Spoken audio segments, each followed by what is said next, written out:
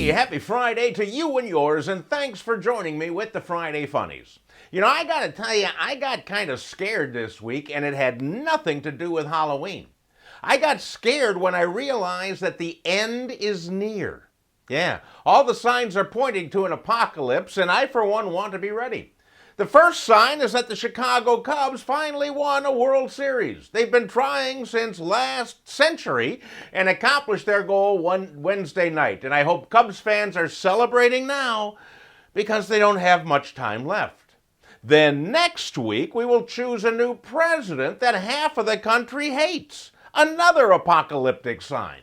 It's a tight race and the choices could not be more well defined. So if you are still an undecided voter at this point, how the hell do you function? You must have great difficulty getting out of bed and trying to figure out what to wear for the day, or trying to decide between rice and stovetop stuffing. Make a freaking choice and let's get on with it. Then on Sunday at 2 in the morning, we need to adjust our clocks to take away an hour of sunlight so it gets dark in the middle of the afternoon. Now, this is not a sign of the end since it happens every year, but that doesn't mean that I have to like it.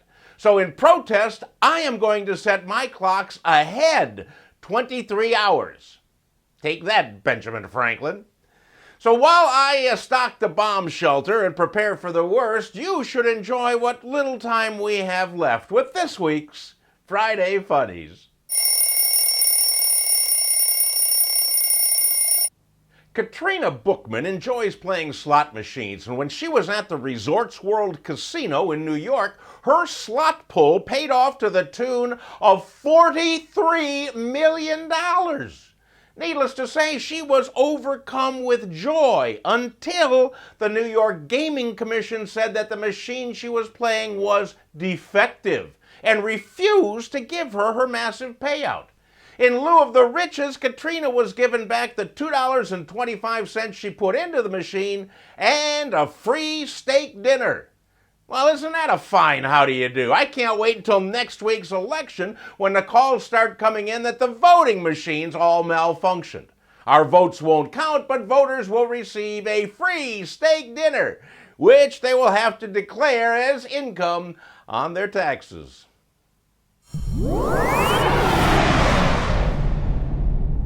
You know, I don't know much about China, but apparently scams are easy to pull over there.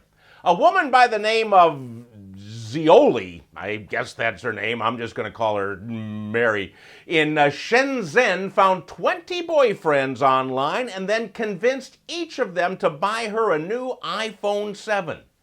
Then she took all 20 phones to a cell phone recycler and sold them for $18,000, which she then used as a down payment for a house. Apparently, she didn't do anything illegal, but the 20 boyfriends who bought the phones for her are all complaining that they call and she never answers. You know, it's actually a good thing that they don't have to vote over there. Edward Dorsey is a 54-year-old Florida man who was arrested for domestic abuse while he was under the influence of drugs and alcohol. So he was taken to a local hospital for evaluation. Just when he was getting discharged, Dorsey went on another rant, removed his glass eye, and threw it at the ER doctor. This left him with a space in his head which fittingly could be described as a glass hole. Anyhow, Dorsey was booked on a second charge of battery for the eye tossing, and as he was being taken away by police, he was shouting at the doctor, "I got an eye out for you!" Hey kids, that's it for another week. Please be sure to go out and vote on Tuesday, and if you're still undecided, there's always me. See you next week, even if I win.